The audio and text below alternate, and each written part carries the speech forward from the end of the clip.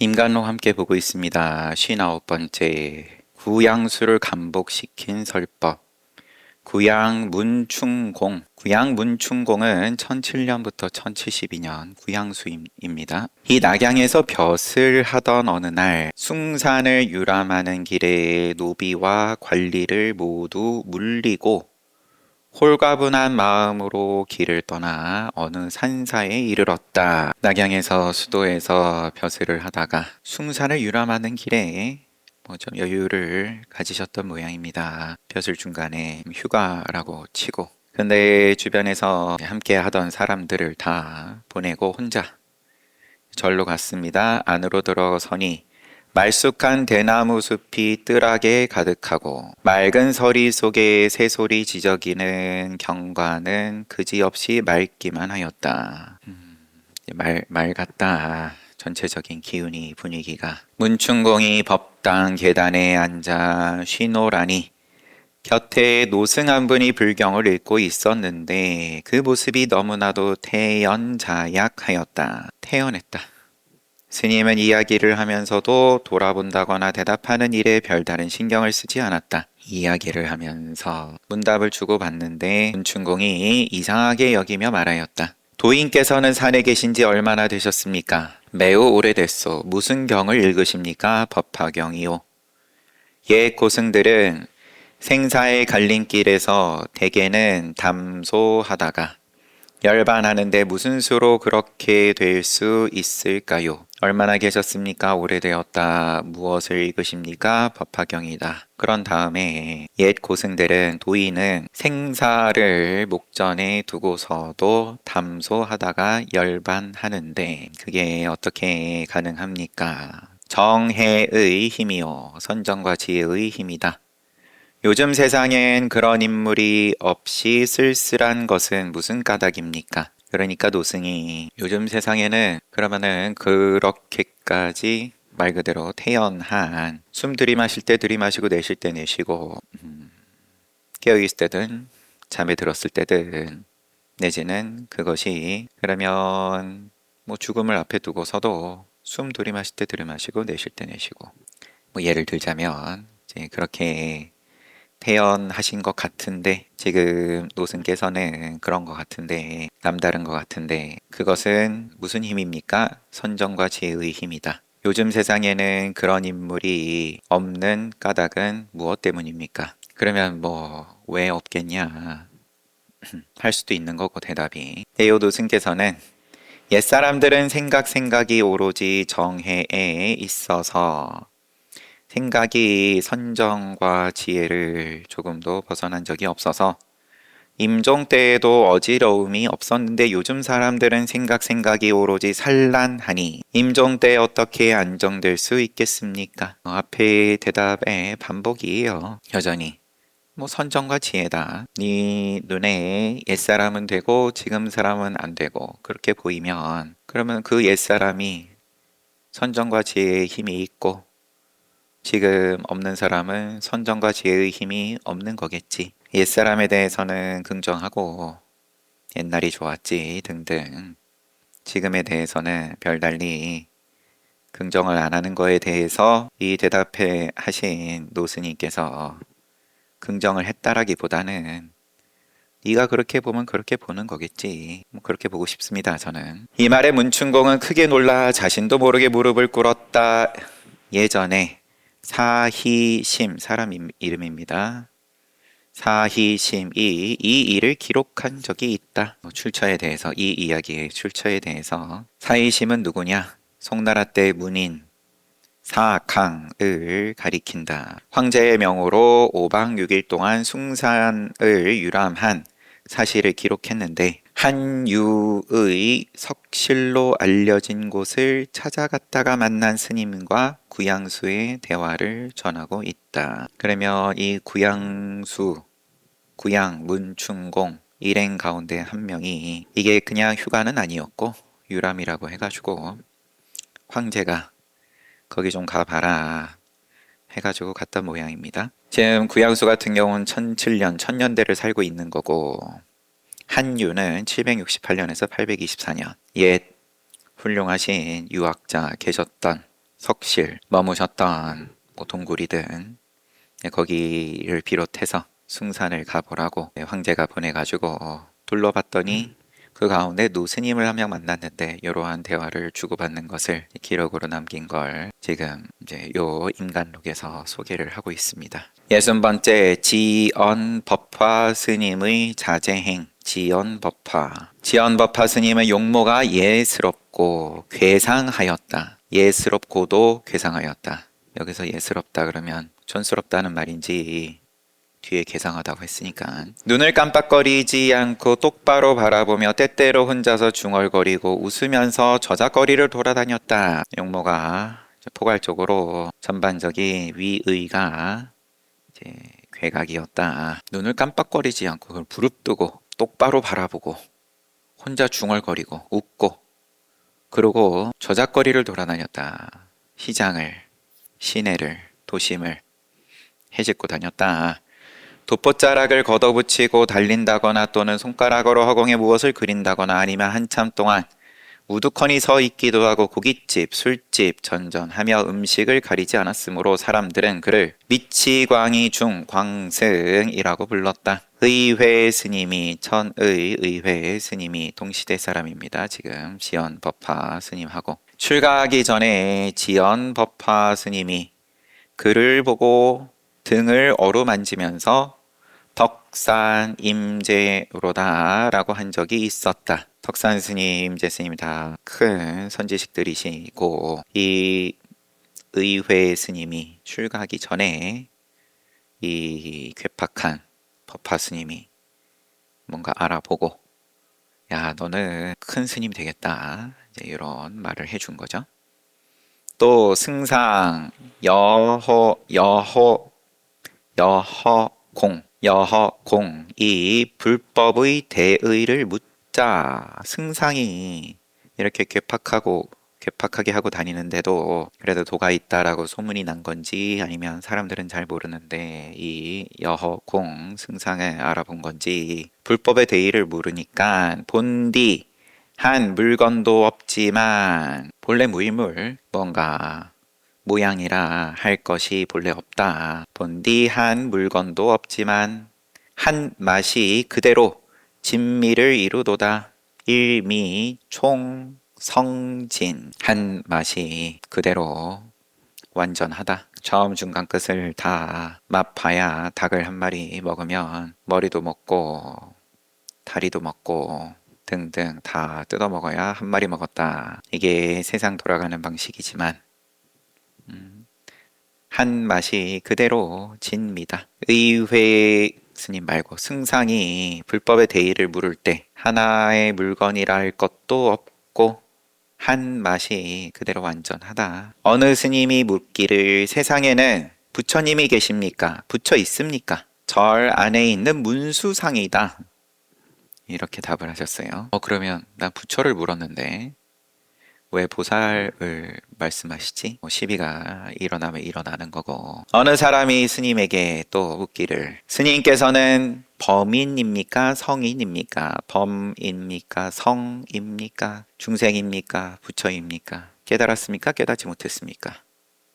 스님 깨달은 거 맞아요? 스님은 손을 내저으면서 나는 그런데 머무르지 않는다. 성인이 뭐가 대단하다고. 스님께서 입적하실 때 마지막 개송을 지었으나 그 뜻은 알 수가 없다 하고 개송이 나는 무량겁 전부터 서다국토 괄호 해놓고 사위구 이룩하였는데 부처님 당시 때 사위성 교화 인연이 다 끝났으니 남쪽으로 돌아가리라. 나는 무량겁 전부터 사위성을 이룩하였는데 교화 인연이 다 끝났으니 남쪽으로 돌아가리라.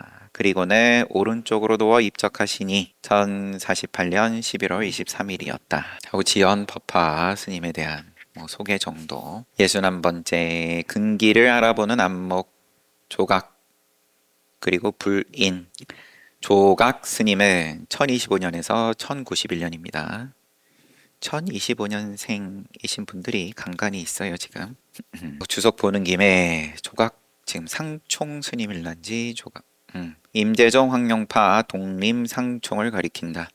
출가 후 황룡해남에게 20년을 참고하여 깨달음을 얻고 늑담사에 머물다가 나중에 독림사로 옮겼다. 스승을 20년 모셨어요. 원래 유런이었던 독림사는 1080년에 조칙에 따라 선찰로 바뀌었다. 절의 가풍이 선불교 수행하는 절로 바뀌었다. 이 조각상총 스님께서 독림사로 옮기고 나서 바뀌고 스님께서 부임을 했든 강서성 남창의 수왕 소가 이름이에요. 아니면 소임 이름인지 여튼 황룡 조심에게 머물기를 청하였으나 조심이 조각을 대신 천거하여 머물게 하였다. 이러이러한 조각 스님은 풍영간 1078년에서 1085년 요때 율종 사찰 독림사를 선종으로 바꾸니 조각 스님이 절의 분위기를 가풍을 이렇게 바꾸신 겁니다. 천하의 선승들이 스님의 기풍을 우러러 모이게 되었고 모두 믿고 경외하여 육신대사라 불렀다. 육신 보살이다. 살아있는 부처이고 보살이다. 스님에게서 칭찬을 듣거나 인정받는 사람은 반드시 여러 지방에 명성이 알려지게 되었다. 그러나 스님은 사람을 가볍게 인정하지는 않았다. 나한사 소남 스님은 운거 원우 스님의 법제자로 법안이 밝았으나 사람들에게 알려지지 못한 인물이었다.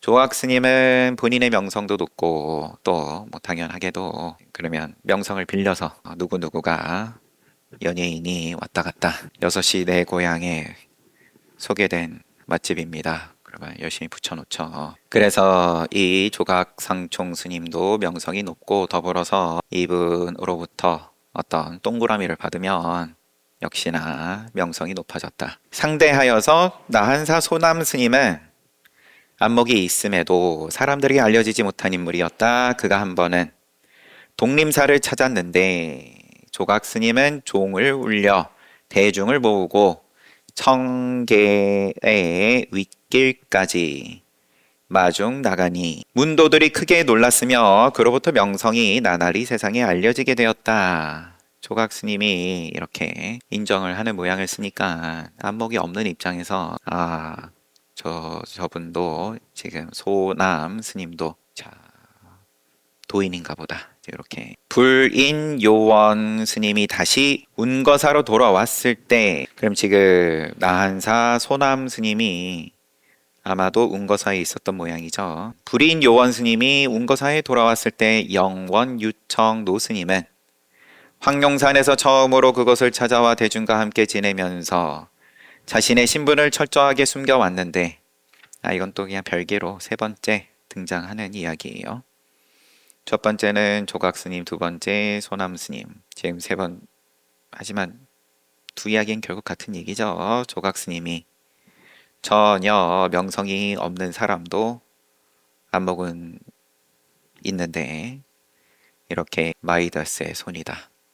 한번 인정해 주니까 명성이 크게 높아졌다. 그 다음 두 번째 불인 스님, 불인 요원 스님이 다시 운거사로 돌아왔을 때 영원 유청 노스님은 황룡산에서 처음으로 그곳을 찾아와 대중과 함께 지내면서 자신의 신분을 철저하게 숨겨왔는데 불인 스님이 법좌에 올라가 대중들에게 알리고 그를 맞이하여 좌원이 되어주기를. 아마도 이것도 좌주라 그러면은 강을 하는 소임이니까 좌원도 그럴란지 주기를 부탁하였다. 그의 예유가 남달랐으므로 영원 스님이 부탁을 받아들이니 총림의 납승들이 날로 가까이 하면서 회당 조심 노스님의 법과 도를 알게 되었다. 조각 스님이 다른 사람들이 못 알아보는 나한사의 소남 스님을 알아보고 또 지금 불인 요원 스님이 영원 유청 스님을 알아보고 스스로는 철저하게 신분을 숨겼는데 그래서 법자에 올라가서 대중들에게 알리고 좌원이 되어지기를 부탁하니까 그리고 또 받아들이니까 납승들이 영원 유청 스님의 스승, 회당 조심, 노 스님의 법과 도를 알게 되었다. 아, 선배 스님들의 위와 같이 법기를 성취시켜 그가 세상에 큰 도움이 되게 하셨다. 깨닫는 것도 당연히 중요하지만 사람을 알아보는 눈 또한 중요하다. 두 가지가 늘 같지만은 않다. 이런 뉘앙스도 담겨 있는 거죠. 요 임금이 4명의 흉악한 일을 없애고 16명의 어진이를 등용할 수 없었던 것이 아니라 그 일을 순 임금에게 넘겨주었을 뿐이다. 비록 예 성인이 하신 일이라도 이를 벗어나지 않을 것이며 두 노스님 또한 이를 알고 있는 분이다. 마무리는 또 누군가를 알아보고 그리고 또 이름을 높여주고 이름을 세워주고 하는 게 아름다운 모습이어서 소개를 한 것도 있을 테고 요임금, 순임금에 빗대가지고 보여줬습니다. 중국 역사에서는 아직 세습하기 이전인 거죠. 요순 시대면은. 그래서 사람을 알아보고 그 사람에게 넘겨주고 이제 그런 부분들을 지금 찬탄을 하고 있습니다. 62번째 법맥을 중히 여김. 그렇게 보니까 다시 앞에 이야기를 그러면은 뭐 스님들이 자식을 낳을 일이 없지만 그러면 오랫동안 가르친 제자를 높이는 건 또 높이는 거고 안목이 있으면은 또 당연히 그러하겠지만 이렇게 누군가가 갑자기 왔는데 그렇지만 안목이 있으니까 멀리까지 나가서 마중을 나가고 내지는 또 소임을 맡기고 이런 부분들에 대해서 소개를 한 거네요. 집안이고 문중이고 상관없이 나의 가르침을 받고 안 받고 상관없이 62번째 법맥을 중히 여김 곧탑주 스님은 운문 스님과는 무려 100년이라는 시대 차이가 있지만 그의 법제자라 자처하였고 곧탑주 스님은 문원 스님과 살은 시대가 간극이 이만큼 있는데 그래도 나의 스승은 운문 스님이다. 청화엄 스님은 대양 스님과는 애당초 알지도 못하는 사이였지만 부산 법원 스님의 말 때문에 법제자임을 의심하지 않았다. 청화엄 투자의청을 가리킨다. 조동종의 투자의청. 처음에는 교학을 수학했지만 나중에는 장로, 지복, 장산, 찬원, 부산법원 등에게 참학하여 부산법원의 인가를 받았다. 그러나 대양경연에게서 받은 대양 정상 피리 포직 철 어떤 뭐 법구들이겠죠. 부산법원 스님은 법맥을 양쪽으로부터 다 받아가지고 임재종, 조동종 그래가지고 조동종의 법맥으로 이 투자의청 지도하고 눈뜨게 해주고 그리고 그 법구들을 주고는 투자를 대양의 제자로 삼았다. 투자를 대양의 제자로 삼았다. 백운산과 투자산에 머물면서 대양의 종풍을 널리 선양하였다. 투자의청 스님이 청화엄 스님이 두 노스님은 모두 말로 전수받아 도를 행하는데 전혀 아무렇지도 않았으니 100년의 간극이든 또 이제 대신해서 가르침을 받고 너의 스승은 내가 아니라 대양이다. 이렇게 뭐 어떻게 보면 이제 비대면으로 도를 전해준 건데 두 노스님은 모두 말로 전수받아 도를 행하는데 전혀 아무렇지도 않았으니 자기 신분은 중히 여기면서도 법은 몹시 가볍게 생각하였던 것이다. 가볍다고 소홀하게 생각했다여서가 아니라 법에 집착하고 법집으로 인해서 도에서 멀어지는 그런 실수를 범하지 않았다. 옛사람 가운데 법을 중시하는 분으로는 영가 형각 스님과 황벽 스님이 있다. 영가 스님은 유마경 읽다가 부처님의 마음법 심종을 깨치고서 다시 육조 스님을 찾아가 저는 종지를 정하고자 합니다 하였고 이제 어떻게 보면 홀로 깨치고 점검만 육조 스님으로부터 받은 거고 황벽 스님의 마조 스님의 뜻을 깨달았으나 백장 스님의 법제자가 되었으니 백장 스님은 그에게 미치지 못한다고 탄식하였던 것이다. 황벽 스님은 마조 스님 이야기 듣고 그분 찾아가야겠다라고 가봤더니만 이미 돌아가셨다. 마조 스님의 제자인 백장 스님으로부터 백장 스님이 마조 스님께 어떻게 가르침을 받았는지 그 이야기를 듣고서 그러고 눈을 떴다. 황벽 스님이 마조 스님 직접 가르침을 받고 한 게 아니었음에도 그런데도 큰 눈을 떠가지고 백장 스님이 야 나보다 낫네. 그에게는 미치지 못한다라고 탄식하였던 것이다.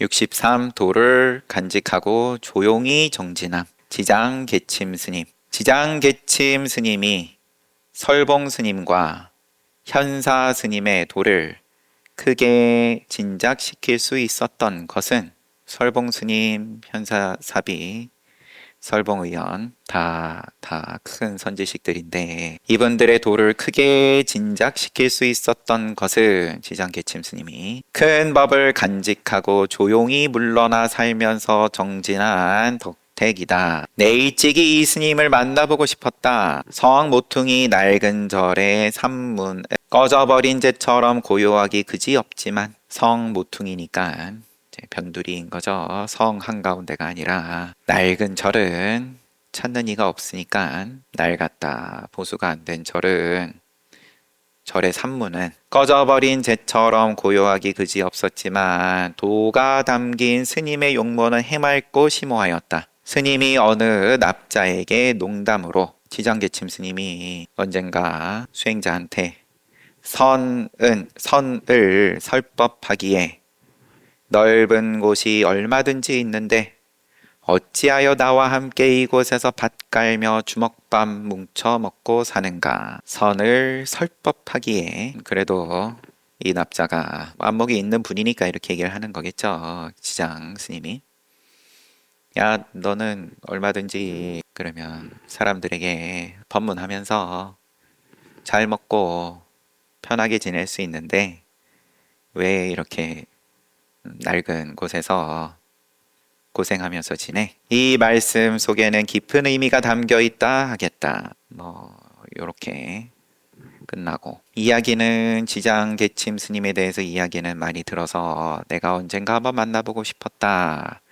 요런 말씀인 것 같은데 지장개침 스님이 지금 867년에서 928년이라 같은 시대를 산 게 아닌데 해원각범 스님은 요 책을 엮은 해원각범 스님은 1071년에서 1128년 내 일찍이 이 스님을 만나보고 싶었다라는 게 그냥 만날 수 있어서 만나보고 싶었다가 아니라 기록을 봐서는 참 관심이 가고 마음이 간다 정도. 64번째 선화자 그 다음에 12시계 12시 우리 지금 이제 사시 불공 드리고 또 함께 책 보는 중이니까 12시를 하면은 하루가 다 가는 거죠. 내가 처음 황룡산에 머물렀을 무렵 납자들과 하루 일과에 대해 개를 펐다. 그때 썼던 개가 있다. 쭉 읽어보겠습니다.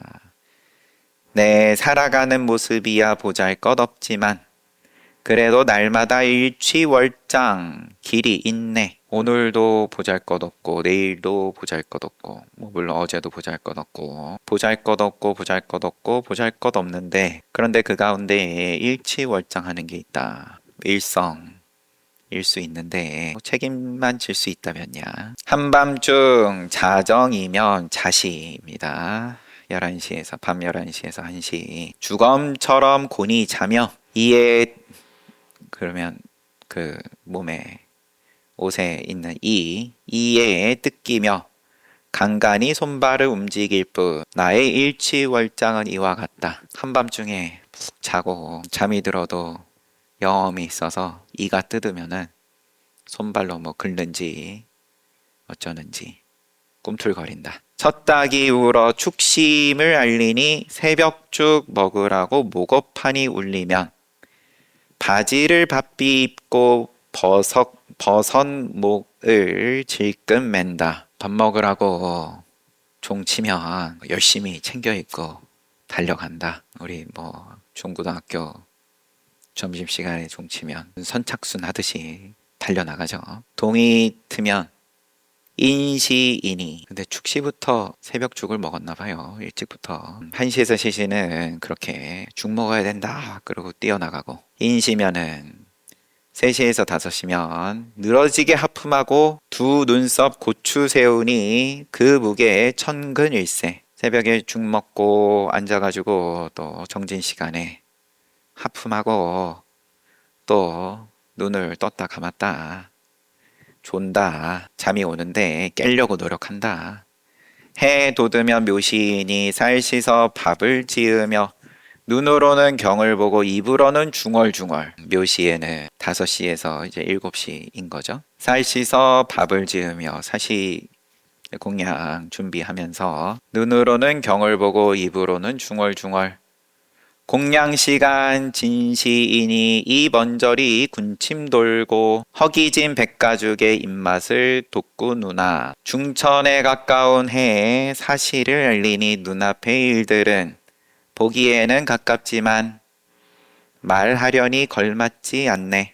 9시에서 11시 오전에 중천에 가까운 해에 사실을 알리니 눈앞의 일들은 보기에는 가깝지만 말하려니 걸맞지 않네. 남천의 태양이 빛나면 오시니 스스로 해진 옷을 꿰매다가 갑자기 바늘이 튀어나오니 전신이 나타난다. 전체 몸체자 전신이 나타난다. 지금 우리의 하루 스케줄하고 조금 달라가지고 그렇지만 여튼 이미 공양해 먹은 거고, 오시에는 해진 옷을 꿰매다가 그러다가 갑자기 바늘 튀어나오면 그래서 정신이 좀 들고 바느질 하다가 뭐 잘못 찔러가지고 손가락이라도 찔렀는지, 야 그러면은 확실하다.